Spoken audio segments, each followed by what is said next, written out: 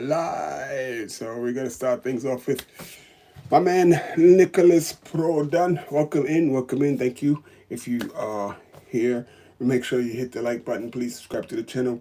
It's gonna be what you gonna do? What you gonna do? That's what the boys. This is what the boys the UAE boys are asking to down Toro. The UAE are asking everyone else. What you gonna do?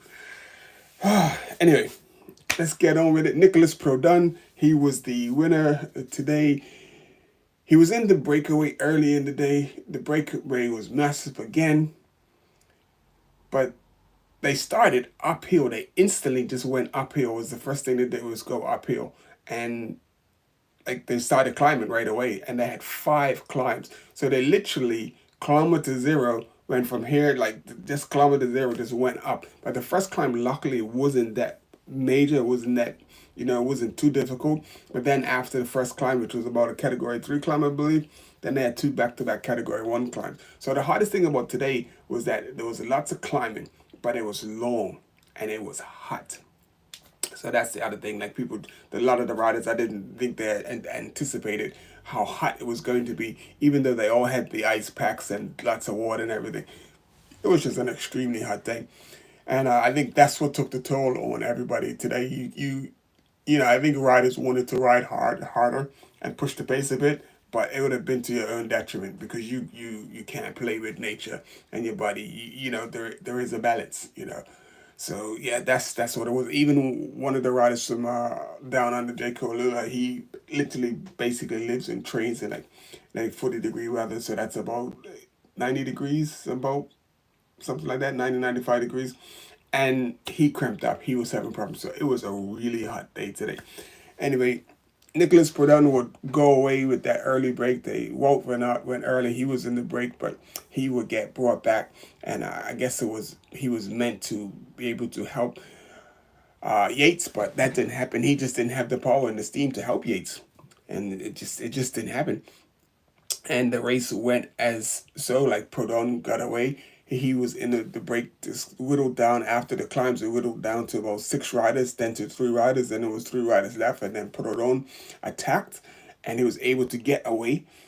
And like when he got away and he was on that last climb, I was like, oh man, they're gonna catch him. And I think Del Toro has a chance to win the stage. Had they caught him, Del Toro would have won the stage for sure. But he was able to, like, I think mainly because UAE was setting a tempo that was hard, that no one could really attack. So they weren't going hard enough to try to catch, because Del Toro wasn't trying to win the stage. He was just trying to stay, keep everything in check. And I'll explain to you why it wasn't important for him to win or to try to catch Prodhomme to get the stage. So UAE kept a steady pace. And at one point, it was to 55 seconds to Prodhomme, but Prodhomme was pushing a lot harder, and he pushed it out to 130. But then once Carapaz attacked, then it brought it back to about a minute. So, but Prodhomme was able to hold on to that, and like at 20K to go, that's when Richard Carapaz put in his first attack. He put in his first attack after the long day. And here's the thing. So I'm going to show you something here. Hopefully it shows the whole thing. So, no, you can't see the whole thing. So you can just see part of it. So this is Richard Carapaz's whoop numbers. And the thing about like the whoop numbers, so what you can see is 20.6 is what's on the screen. So you can see the 6. Now your maximum whoop number is 21. So basically, he's basically been riding on the limit every day. And when he put in that big first attack, his body was a lot fresher when he put in that first big attack on stage 11. When he won stage 11, his whoop numbers were, I believe it was below 20. It was below 20. It was 19 point something. So he still had stuff to go. So that when he put in that attack after the rest thing, his whoop went up to 21.7. So now it was trying to recover from that, and like that whole 1 point. It's a lot to recover from. So when he went into the next day was the stage that Del Toro won. This is the day after the rest day, so that's stage 15, 16. So 19, 18, so yeah, 18. So that's yesterday. So Del Toro won yesterday's stage because basically Carapaz every day is putting himself into the red, trying his hardest to beat Del Toro. and basically there's just nothing left in the tank. If you look at the, it's like if you look at the, there's like nothing left there to give. It's all done. He has nothing left to give. And then his he had a really high score again today, and then he's got to try and do it again tomorrow. It's going to be really tough, because what's even tough about tomorrow is that when they get onto that last climb, so it's sort of like easier climbing before they get to the main climb, but there's 7 kilometers of gravel tomorrow. 7 kilometers of gravel, and that's where I think Del Toro should be able to put the nail in everybody's coffin, as long as he stays upright, because he comes from a mountain bike background. So I'm pretty sure he's looking forward to the gravel stage. And we know that Simon Yates is not looking forward to it. He expressed that on TV, live after the race, like, I didn't, the team didn't do as well as he thought it would, and he said, I'm not looking forward to the gravel stage tomorrow. So no, he's not looking. And the reason why Simon Yates is at a disadvantage for the gravel stage, because you're climbing. Some of the gravel sections are pretty steep, so that means in order to keep traction on your bike, you have to stay seated. You have to stay seated. So this is where like the skills of Del Toro as a mountain biker is going to come in, and he's going to have a massive advantage. Like if Pitcock's able to stay, because there's a lot of climbing before the gravel section. If he's able to stay and hang on into that, Pitcock's going to have an advantage, just basically on the gravel section. So it's going to be pretty exciting tomorrow. I think that gravel section is going to be the duo tell-all for like stage where everyone finishes. So that's going to be the catalyst for tomorrow, that gravel section. But the other thing is when they get off the gravel section finishes like right at the top of the climb. So then after the top of the climb, and then what's the crazy thing about that is after the top of the climb, you dive down, and it looks like the descent is pretty steep. So if they start cornering right away, the thing they have to worry about is the coming off all of that dust and gravel, which is going to be on the tires. So now you got the sidewalls to worry about. So that means you can't hit the corners like you would want to, because it'll be dangerous. So you have danger of slipping out. So they're going to have to be careful of that, getting them, ride, how far can they ride down before they can really, really dig into them corners, because you don't want to dig into them corners with dusty sidewalls, because it's going to be like ice, man. So that's the other thing. I don't know if they factored that in, or they thought about that, but I'm just imagining, even if it was raining or if it's wet tomorrow, then at least, if the roads are wet, then all of that mud and stuff will wash off or spray off, but that dust will just stay there, and it's one little other thing they got to worry about. And I hope that they have someone there to point that out. I'm pretty sure they do. I mean, I'm cyclists, so I'm pretty sure that people have factored that in.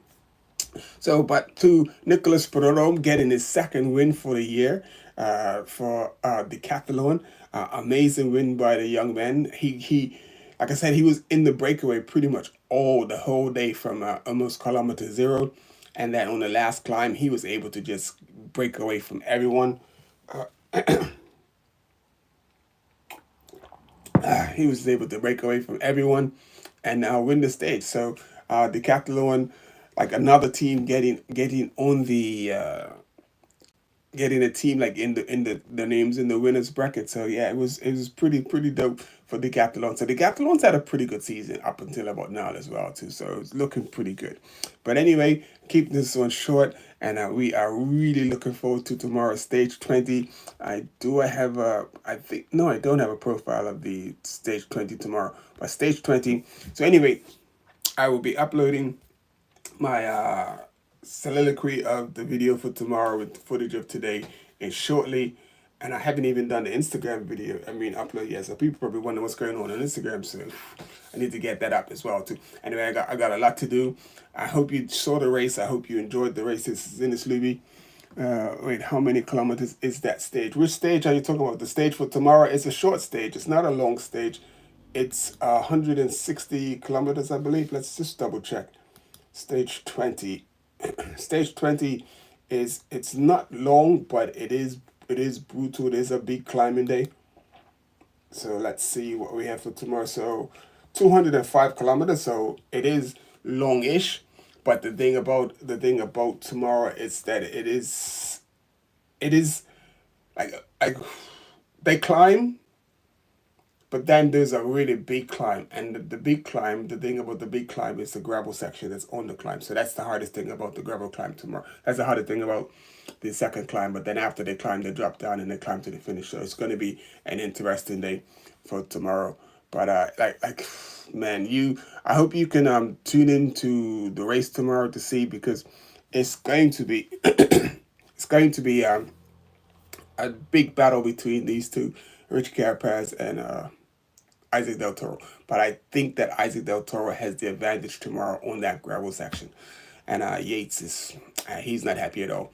Anyway, initially we say with your legs media. I hope you hit the like button. Thank you for tuning in. And we will see you tomorrow. Please check out the Instagram page. And if you want to see the footage from today, in about 20 minutes, I should have my review video and my prediction video for tomorrow up as well. Alrighty, peace out. And it's Libby. You know what you do when you go out there. Don't tell me about your tires. Don't tell me, you went to bed late, or you put on some weight, or you had me in training. Just go out there, and you know what you need to do? Say it with your legs. See ya.